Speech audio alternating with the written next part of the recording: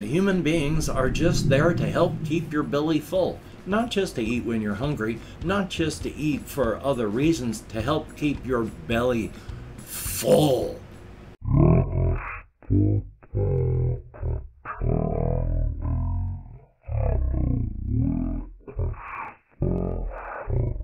Well, howdy, nearly senior citizen here. Greetings, boys, girls, and to all of our non-binary friends, and welcome to this brand new day. A day in which I'm warm enough that I'm not wearing my overshirt as a jacket, and I'm also too warm, so I've got the fan on in the window, and I've got the door open with the fan on out there. We're only supposed to hit the 70s today, so not bad, and it's gray and overcast and chill outside, and I actually slept well last night, so hopefully you slept well, and that too is a very good thing if you have. Definitely a thumbs up on that.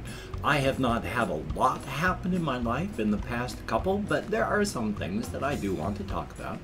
And of course, front-loading of videos. Hey, if you could toss me a like, that'd be very cool. If you could subscribe to the channel, that'd be awesome. If you could leave me a comment, any sort of comment, like for the algorithm, that would be double plus good. And I would like to thank each and every one of my Patreon patrons. These literally beautiful and literally awesome people are, in fact, literally beautiful and literally awesome. I would like to show off my little hamster Ghost. But he's a hamster, and he is a creature that is awake mostly during dawn and dusk. And it's not dawn or dusk when I record. But if you would like to help to keep me and my pets alive, there are links to the Patreon in the video description, as well as links to a PayPal for donations or an Amazon wish list if you'd like to help me out that way. And there is a post office box that you can send postcards or keychains, whatever you would like, and I'll open all of those on camera as they arrive. Yay! Front loading a video is over. Thumbs up for that. So yesterday, I did what I had talked about the day before. Excuse me. Because I got my disability, I spent probably more money than I should, because any money is more money than I should, but I got a couple of the For Against Darkness books. And so, with these notebooks that I have, I went, bought the things, uploaded them to the library, and then walked up to the library, and now I have the For Against Darkness rules all printed out, and a couple supplements. Altogether, it was like less than $20, so it wasn't bad. It's just I'm gonna have like slightly less than 20 bucks worth of food or cannabis, so you do what you gotta do. But it's good stuff, and I'm glad I've got these all printed out. Now, these are like supposed to hold 1 inch worth of stuff. You know, a lot of sheets.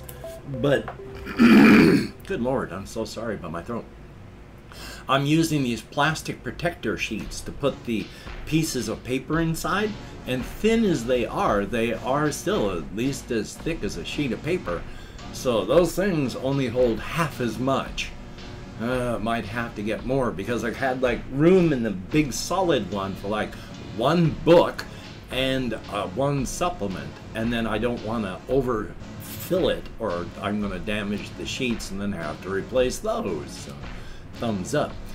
But I'm going to be going through and really reading and really playing that. I don't want to spend a lot more money on it. I mean, number one, it's money, and I'm from this point on going to be $250 less every month because of increased rent and lowered food eligibilities. So, but I do have those, and it's good. Now, with the 3 book sets for solo RPG stuff that I do have, there's D100 Dungeon, Note Quest Expanded World, and now For Against Darkness. Of these, the simplest one, sort of like whipping out your phone to play a few minutes of some match 3 game because you've got time, that one is Note Quest Plus, the Expanded World.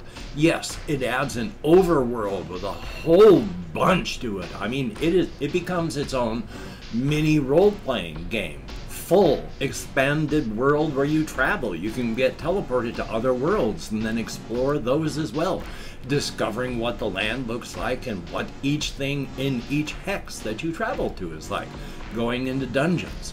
So it's small, but it's pretty good, and it's only like $2 American. I don't know what that would be in any other thing. I can't remember what the currency is in Brazil, but the person that does it is, well, I don't even know if he's Brazilian, but I do know that he's Portuguese, speaks Portuguese. Well, of course, if he's Portuguese, then he'd come from Portugal. And I already said that I don't know where he's from. But he does speak Portuguese, so they have to translate it into English. But it's only $2 American, so if it's only $2 American, it probably isn't much wherever you are. So you could download it and print it. And there's a basic game. It's just that the expanded world for $2 adds the whole overworld to it. And again, that's like the match 3. 4 Against Darkness is more, it's in between from everything I've seen, everything that I've watched. It is more in between Note Quest and D100 Dungeon. It is only a dungeon crawler. There is no overworld to it. But they keep adding expansions to it, which adds on to the world. So it's only a dungeon crawler, but it's something you're going to spend more time on than Note Quest. And then, of course, the big daddy of them all, the D100 Dungeon. You need to set aside a day to play that one. It takes time to run through each turn because you have to flip through books, you have to roll for charts, you have to draw, you have to write information from charts onto your maps. That takes time. And yeah, it's slower paced because of that, because you are being a full dungeon master as well as a player. And with the whole quest world thing added on top of it, it is a massive full solo RPG with the overworld added. You don't just go dungeon crawling. You have to figure out what the world looks like, find out where the dungeons are, travel to the dungeons, then you can go through them, and then you gotta go back to wherever to turn in your quests. Yeah, it's a real full thing, so thumbs up for that. And I'm glad I've got all those. There's a couple others out there, like you can get free basic rules for a game called Borkborg. And it's like I think it's a Swedish game, but it's translated into a million languages. And it is one of those that it's very grim-dark in that you're going to die because the world is horrible and awful, but because it's so grim and dark, they also like play with that. So it's grim and dark in a not take it serious kind of way, but while you're playing it, you have to, because your character doesn't want to die. Another thing, if you've watched this far, and thank you if you have, nobody is forcing you to, and I do appreciate it. In comments, I had somebody actually ask, so what am I talking about? Who's Amelia? Where are these cryptids? Somebody please fill me in. I don't blame you, because I'm just vlogging on these things. I'm adding on to what I've talked about the day prior. If you weren't there the day prior, you don't know who Amelia is. You don't know what the heck these cryptid things are I'm talking about. I do periodically, and this is why I do this, try to go back and start from the very beginning where I talk about how the multiverse in this setting starts. But oh my god, it's literally just for the multiverse stuff alone is this much material. And then for the setting of the universe where I'm working is this much material. And the characters is this much. The actual story is going to be about this much. And yeah, I am planning on hopefully being able to push through my executive dysfunction and all my physical limitations so I can write this stuff out. But even if I can't write it out, hopefully I can talk it out eventually and put it up on the creative channel. So hopefully I can get that done. And yeah, I mean, Amelia is one of my pets and Ghost is one of my pets. So when I talk about those, I have some pets. I am an older guy. I live with some housemates in a rental home in Shelton, Washington. I have social anxieties. I have ADHD. Excuse me. I have depression. I am a high functioning, though they don't use that term anymore, and I'm sure that if any real autism advocate heard me using that term, I would be beaten and deserve to be so, but I am autistic. I have social anxieties, and I have been socially withdrawn forever. In 1977, when I started high school, I stopped watching television. I watched periodically for this, that, and the other, and when my wife was alive, we would watch Adult Swim together. So I didn't just swear off it entirely, but without a good reason to do so, I just don't watch TV. I don't watch movies. I don't go where people are. I am really socially withdrawn and awkward. At the same time, as long as I'm around people and around human artifacts, I am also pretty much okay. I am alone, but not lonely. I am isolated, but I am not separate. Because of all this, I started vlogging after my wife died in 2014. And then I started therapy a couple years after that, and I am now more awake and more aware of who I am and what I am than I ever have been in my entire life. And I vlog to keep myself sane and working. As much as I'm socially awkward, I am also a talker. And since I got married and then my wife died, I have had no one to talk to. And until I started vlogging, I was not getting better after my wife died. Being able to talk got me to the point that I could seek therapy where I could continue, I can speak English, talking this stuff all out. I am more awake now than I have been my entire life, and it's only in the past year and a half I've discovered I have ADHD. I have discovered that I'm on the autism spectrum. So I've been learning a lot about myself and talking about my life as I've been going through this, because I need structure and routine in an otherwise structureless and routineless life, because I am disabled and have been disabled since 2003. I cannot work because of physical and mental reasons. So with all this time, I do what I can on the channel to keep my head together. Thank you very much for watching if you do so, especially if you watch this far. No one forces you.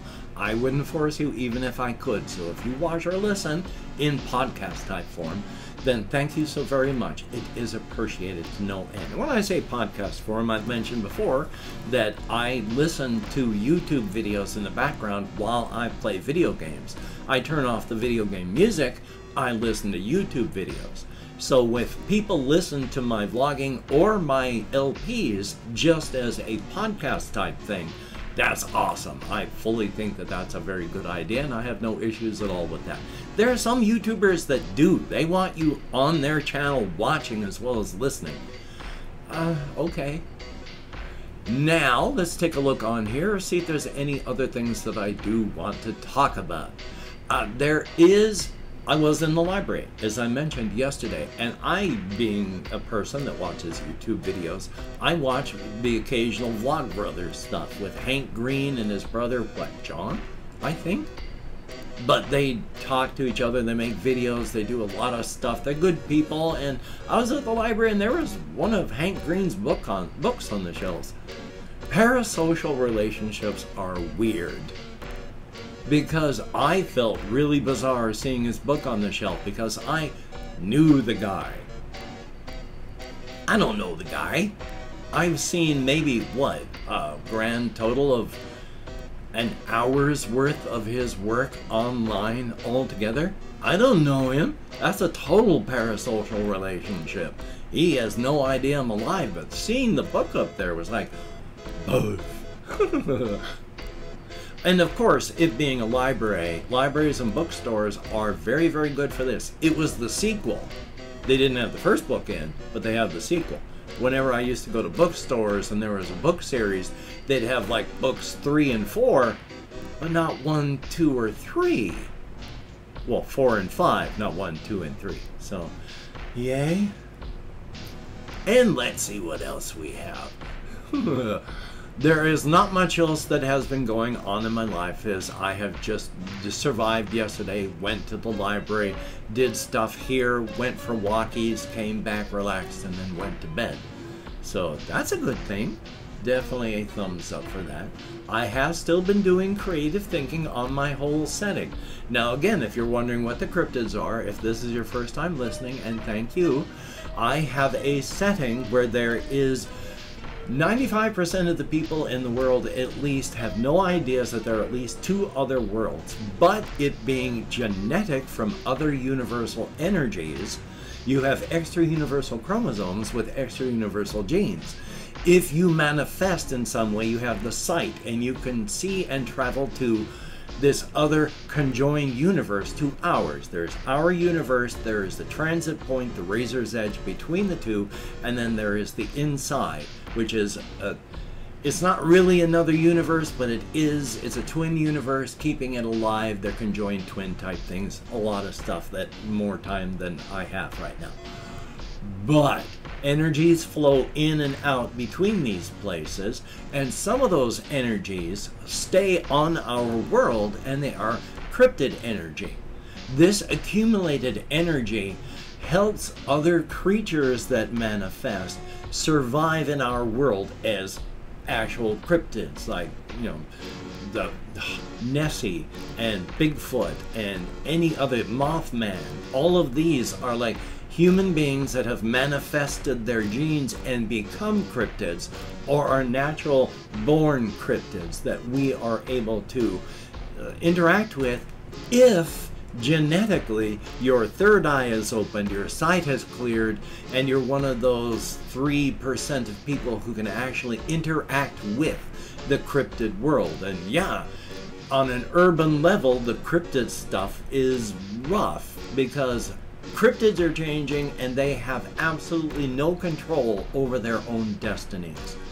They are warped and distorted reflections of us, all of our hopes and our dreams, our fears and our nightmares, the worst of us, the best of us. They are shackled to us, and they change in their evolution according to these fears of ours, completely out of their control. There is no other natural selection. So when these cryptids are starting to show a social awareness amongst each other to try and stop the trauma of cryptid on cryptid violence, they are unable to show us that same courtesy. Not that they don't want to, not that they refuse to, they are unable to.